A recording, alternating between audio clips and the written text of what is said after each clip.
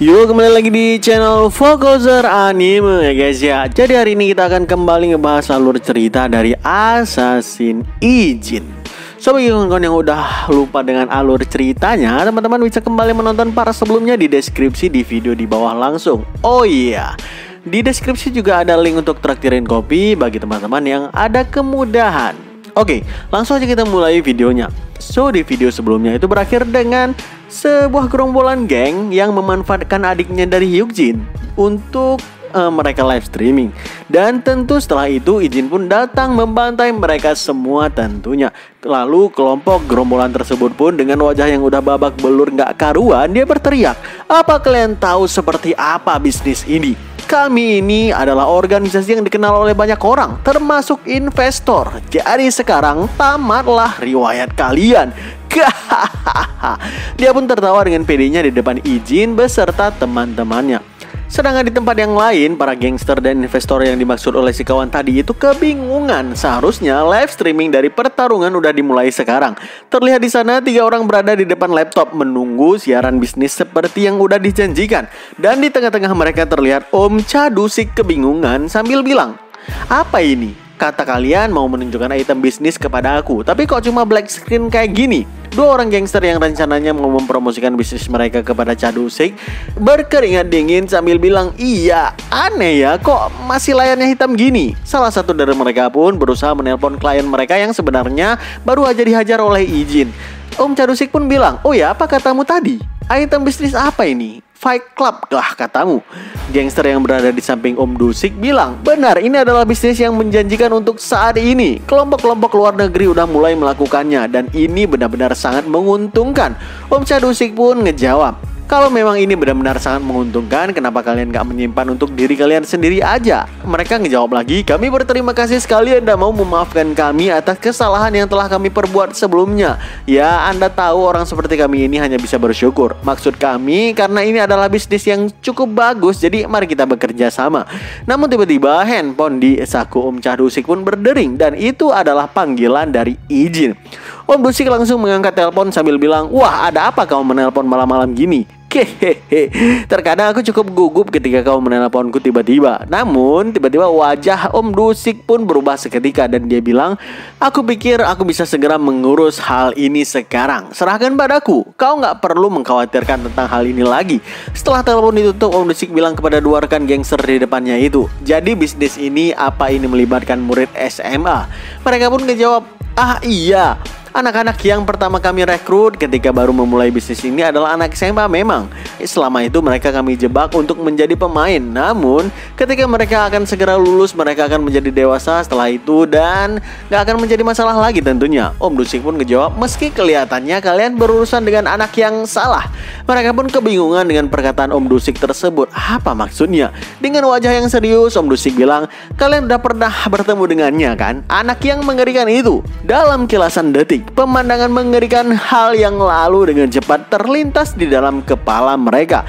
Bagaimana kengerian anak SMA yang dimaksud oleh Om Dusik tadi, yaitu Ijin membantai seluruh gangster mereka dengan begitu parahnya. Setelah membayangkan semua itu membuat mereka merinding dan kaget luar biasa sambil bilang, mereka berurusan dengan anak itu. Spontan mereka pun langsung bangun dan keluar dari ruangan dengan panik sambil bilang, "Ah sial, pergi sekarang juga ke tempat mereka berada dan bawa Shield in bersamamu sebelum semuanya terlambat dan sekali lagi kita akan terbantai oleh anak mengerikan itu."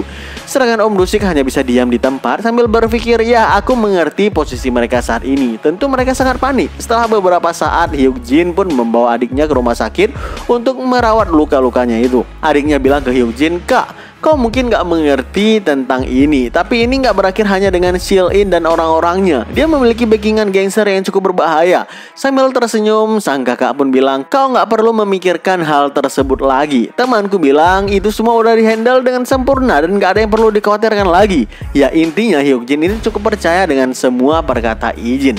Setelah itu Hyukjin pun keluar dari ruangan sang adik untuk bertemu dengan teman-temannya. Lalu dengan tersenyum dia pun bilang, "Terima kasih untuk semuanya." yang kalian lakukan hari ini. Oke kawan-kawan, kita akan memasuki bagian cerita yang seriusnya. Terlihat di sebuah hutan yang cukup lebat, terdapat sebuah bangunan yang dikelilingi oleh CCTV pengawas. Dan itu adalah tempat persembunyian dari kelompok Assassin 002 berada. Mereka tiba-tiba kaget ketika mendengarkan alarm dari CCTV yang mereka pasang. Spontan mereka pun langsung mengambil senjata untuk persiapan. 04 bilang, "Hah, bajingan gila mana yang berusaha untuk menerobos masuk begitu saja?" Tapi ketika salah satu dari mereka mengecek ke CCTV, ternyata di sana hanya satu orang yang mengangkat tangan sambil menuju ke tempat mereka berada. Dan di sana terlihat seorang wanita yang sangat cantik dengan tubuh yang sangat ideal, rambut putih dan kulit yang bersih. Ngelihat orang yang berada di dalam CCTV itu, kelompok si 002 sangat kaget sambil bilang, "Gak mungkin, itu beneran dia. Itu 003. Setelah itu 003 pun langsung masuk ke markas mereka dan menyapa mereka semua. Dengan wajah yang gak percaya, si 04 bilang, "03, kau masih hidup." Seketika si 03 pun langsung menggeplak tubuh si 04 dengan begitu keras sambil bilang, "Tentu aja lah bro." Dan setelah itu 03 pun langsung menuju ke tempat si 02 berada. Tanpa basa-basi dia menarik kerah 02 sambil mencium bibirnya dengan begitu frontal. Tentu aja para members yang lain hanya bisa terdiam. Tapi dari wajah mereka sih kelihatannya mereka udah terbiasa dengan hal ini. 03 bilang ke si 02, "Aku benar-benar ingin bertemu denganmu. Kau sama sekali gak berubah ya." Beberapa saat kemudian si 08 nanya ke 03, "Kukira kau udah mati. Jadi bagaimana bisa?" 03 ngejawab, "Benar, aku juga mengira aku akan mati. Setelah dikalahkan oleh 001, kukira aku udah mati di sana. Tapi saat ku buka mata ternyata aku berada di dalam rumah sakit. Lalu setelah lama dikurung dan mendapatkan pengobatan panjang, aku berhasil kabur dari tempat terkutuk tersebut." Ya, sebuah tempat semacam camp militer. Mereka bahkan mengetahui tentang kita para numbers dan mereka menanyakan berbagai hal padaku. Ya, itu bukanlah masa yang ingin ku ingat kembali, kata si 003 yang kemungkinan pada masa tersebut memiliki kenangan yang sangat buruk untuknya. 02 nanya ke 03 kapan tepatnya dia kabur dari camp militer yang dia maksud itu. 03 ngejawab sekitar 3 tahun yang lalu. 02 kembali nanya, "Jadi kau nggak menghubungi kami selama 3 tahun? Kenapa?" 03 ngejawab, "Aku sebenarnya nggak ingin kembali lagi ke markas dan mengikuti perintah mereka. Dan seandainya aku nggak mendengarkan tentang kehancuran markas dan para members, kemungkinan aku nggak akan mencari kalian sekarang." 02 pun akhirnya mengatakan tujuannya yang sebenarnya kenapa dia datang ke sana saat ini. Dengan raut muka yang sedikit tegas dia bilang, "Aku mau membuat PMC atau Private Military Company. Aku punya sponsor juga. Kita akan mendapatkan cukup dukungan nggak seperti sebelumnya kali ini. Selain itu kita bisa menguasai industri ini dengan kemampuan kita tentunya." Sebelum 03 menyelesaikan perkataannya, si 02 pun langsung memotong dan bilang, "Enyahlah kau pengkhianat. Kau pengkhianat 003. Terlepas dari semua alasanmu, kau udah meninggalkan numbers. Dan bahkan kau gak pernah muncul di hadapan kami selama bertahun-tahun. Lalu kau tiba-tiba datang setelah mendengarkan kehancuran numbers dan camp. Apa aku salah?" Teman-teman para numbers yang lain sedikit menyanggah perkataan 02 yang menurut mereka terlalu kasar untuk si 003, yang memang dulunya mereka adalah keluarga yang disebut numbers itu. Sambil tersenyum 03 ngejawab, "Baiklah, namun tetap aja pertimbangkan tawaranku baik-baik. Kalian gak boleh terus terlontang-lantung seperti ini bukan? Kalian harus memiliki suatu tempat kembali yang aman dan nyaman." Setelah mengatakan hal tersebut, 03 pun mau pergi dan berpamitan dengan mereka semua. Namun tiba-tiba 02 mencegahnya sambil bilang, "03, tunggu dulu, ada sesuatu hal yang ingin kutanyakan kepadamu." 02 memasang wajah yang cukup serius dan bilang, "Saat kau mengejar 01 sebelumnya, bagaimana para numbers yang dipimpin olehmu mati? Tentu kau tahu bukan?" 03 ngejawab, 01 membunuh mereka semua satu persatu dengan cara yang unik.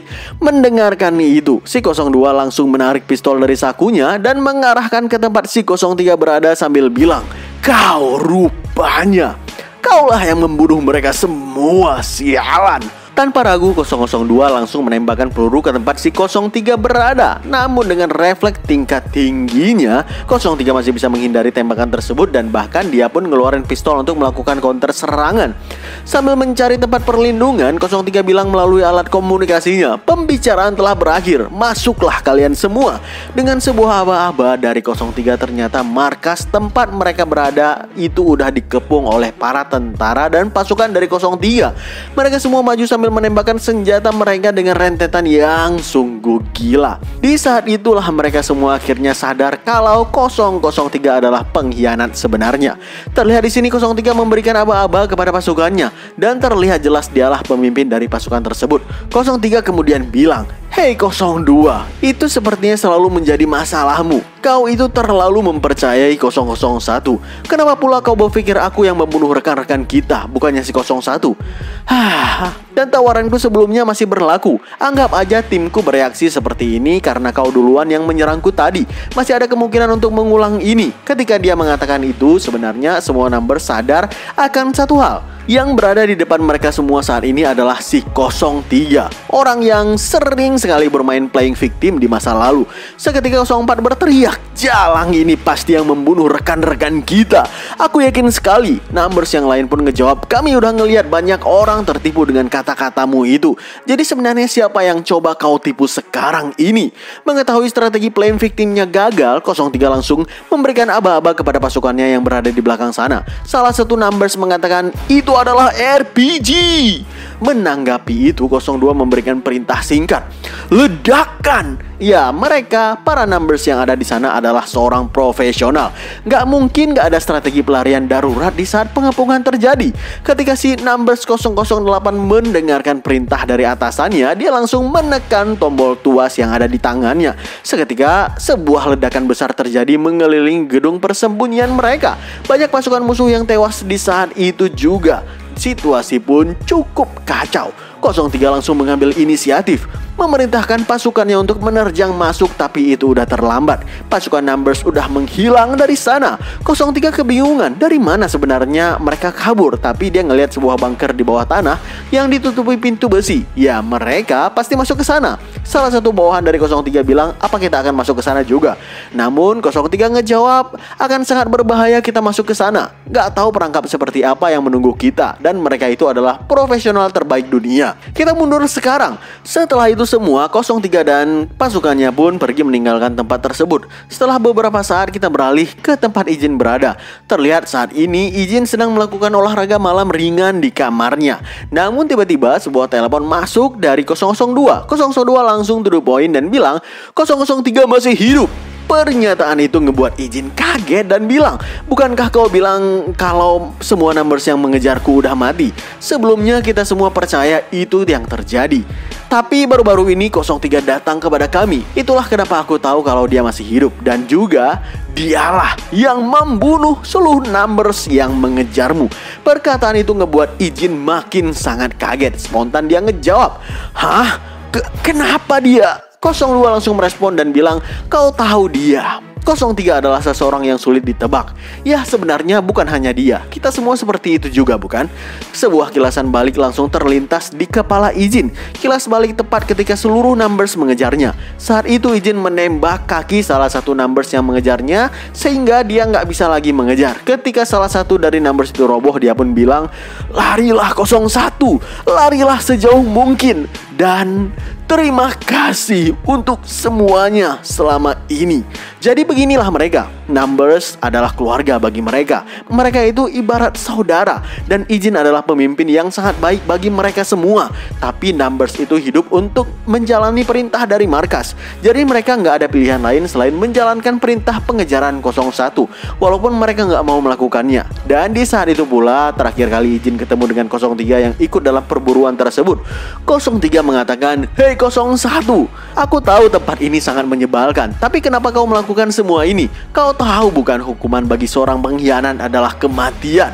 Terus bagaimana dengan mereka yang percaya dan mengikutimu? Mereka orang-orang gila itu selalu menuruti apapun yang kau katakan. Apakah kau akan membunuh mereka dan pergi begitu saja?" Ijin ngejawab, "Aku nggak membunuh satupun dari mereka. Aku hanya membuat mereka nggak bisa mengejarku lagi." Jawaban itu ngebuat 03 sedikit terdiam dan bilang, "Hah? Kau beneran gak membunuh satupun numbers yang mengejarmu?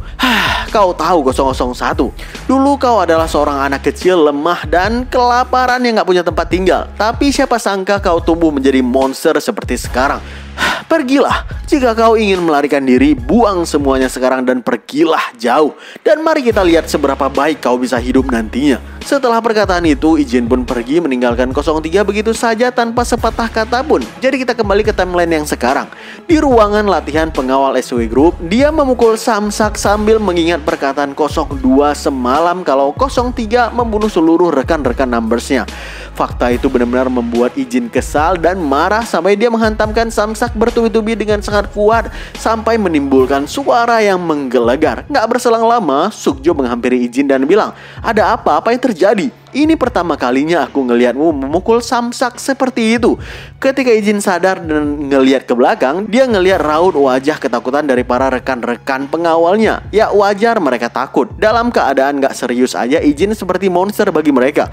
Apalagi dalam keadaan gak mood dan marah seperti ini. Siapa yang gak takut ngelihat itu? Jadi mereka para pengawal SW ada event yang penting di mana CEO dari SW sendiri akan keluar negeri. Jadi para pengawal juga harus melakukan latihan ekstra karena tahu akan ada kerjaan besar untuk mereka. So di tempat yang lain, di tempat markas dari Forest, mereka tahu kalau ini adalah kesempatan yang sangat jarang terjadi. Jadi untuk itu mereka pun ada misi besar untuk dilakukan, yaitu menghabisi CEO dari SW Group, CEO dari perusahaan pertahanan militer terbesar di negara Korea. Dan bahkan kali ini mereka diperintahkan bekerja sama dengan pihak lain untuk mensukseskan misi besar ini.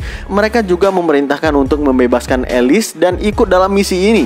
Namun tiba-tiba 03 tiba di depan ketua Forest dan bilang, "Apakah kau pemimpin Forest?" Dan ternyata pihak lain yang akan bekerja sama dengan Forest adalah si 003 ini. Salah satu komandan misi kali ini nanya ke 03, "Berapa orang anggotamu?" 03 pun ngejawab, "Ada 3 orang." Si komandan bilang lagi, "Hah? 3 orang? Termasuk kau? Dan apa yang bisa kau lakukan selain kecantikanmu itu?" Dengan pandangan menggoda, 03 ngejawab, "Kita lihat aja nanti apa yang bisa kulakukan di lapangan." Ya sebenarnya si komandan ini juga agak kepincut sih dengan kecantikan si 03. Jadi hitungan mundur misi besar akan segera dilakukan. Forest yang bekerja sama dengan pasukan 03 akan melakukan misi assassination kepada CEO dari SW Group. Wah gila sih, ini apa yang akan terjadi ya? Oke teman-teman, kita cukupkan dulu part kali ini. Kita akan lanjut bagian serunya di next partnya. Jadi jangan sampai ketinggalan video terbarunya hanya di channel ini. Supaya cepat update-nya, jangan lupa nih klik tombol like dan tembusin 3000 like-nya. Oke lah, stay terus di channel Fokuser Anime dan stay update.